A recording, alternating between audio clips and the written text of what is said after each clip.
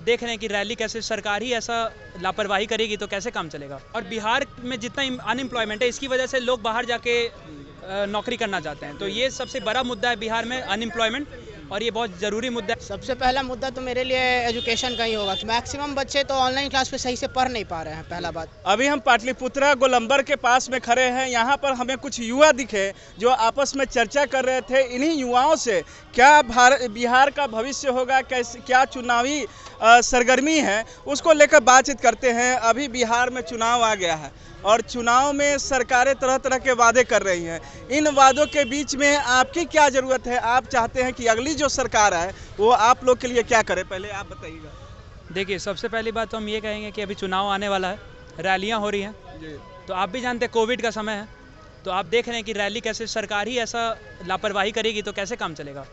मतलब corona virus के फैलने का डर है इन रैलियों के वजह से। हाँ जी, बिल्कुल है। और बहुत लोग, कितने लोग मास्क पहनते ही नहीं है रैली में, और रैली ऐसे ही हो रही है, कितने 100-200 आदमी ऐसे ही खड़े हैं, सब कोई, उसमें कोरोना का डर नहीं है उसमें।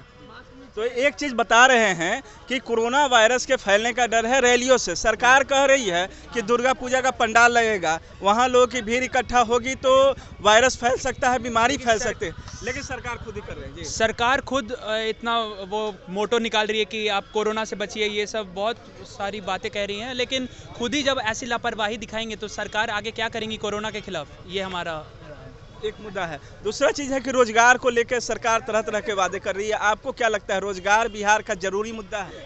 बिल्कुल ज़रूरी। आप जानते हैं कि सबसे ज़्यादा जो अनएम्प्लॉयमेंट है वो बिहार में ही है, इंडिया में सबसे ज़्यादा बिहार में ही है। और बिहार में जितना अनएम्प्लॉयमेंट है इसकी वजह से लोग बाहर जाके नौकरी करना चाहते हैं, तो ये सबसे बड़ा मुद्दा है बिहार में अनएम्प्लॉयमेंट, और ये बहुत ज़रूरी मुद्दा है। वादे करती है सरकार, लेकिन वो पूरे तो होते नहीं हैं, इतने सालों से हम देखते हैं। पिछले 15 सालों में आपने देखा, उसके भी 15 सालों में देखा कि रोजगार को लेकर कोई खास पहल नहीं हुई। अभी जैसे आप छात्र हैं, युवा हैं, तो आप सरकार से और किन मुद्दों पर चाहते हैं कि सरकार इस चीज़ों को उठाए और उस पर काम करे? सबसे पहला मुद्दा तो मेरे लिए एजुकेशन का ही होगा, क्योंकि एक युवा होने के नाते एजुकेशन सबसे ज़रूरी है। और जिस तरह से अभी ये हालात चल रहे हैं लॉकडाउन के चलते, मैक्सिमम बच्चे तो ऑनलाइन क्लास पे सही से पढ़ नहीं पा रहे हैं, पहला बात। तो इसके लिए कुछ कदम उठाने चाहिए सरकार को, जिससे कि और बेटर हो पाए ऑनलाइन क्लास को, और कुछ मतलब कदम उठाएं जिससे कि स्टूडेंट समझें और इंटरेक्ट कर पाए स्टडीज़ के साथ। बस आपको क्या लगता है जो ग्रामीण परिवेश में जो पलने वाले बच्चे हैं, जो गरीब बच्चे हैं, उनके पास तो ऑनलाइन करने का कोई एक्सेस भी नहीं होता है, वही तो बात है। उनके लिए भी सरकार को कुछ करना चाहिए, क्योंकि आपके पास कुछ ऐसा प्लानिंग है जो आप सरकार को इस मीडिया के माध्यम से पहुंचा सके और उनको बता सके कि इस तरीके से अगर पढ़ाई हो तो वो लोग भी समझ सकते हैं? कुछ आइडिया है? एक आइडिया तो यही है पहला सबसे, कि सरकार अगर डेवलपमेंट और करेगी, अगर 4G नेटवर्क गांव तक पहुंचा देती है, सबसे मेन मुद्दा वो है, तो फिर सारी दिक्कत ही हट जाएगी। अगर दूसरी चीज़ हम और क्या कर सकते हैं, कोरोना पर जल्दी कंट्रोल कर ले तो फिर दूसरा हाँ, कोरोना पे कंट्रोल कर ले, वो भी अच्छी बात है। क्या शुभ नाम हुआ आपका? शुभ नाम मेरा अनन्य वत्सुआ, DBA का छात्र हूँ मैं। आप?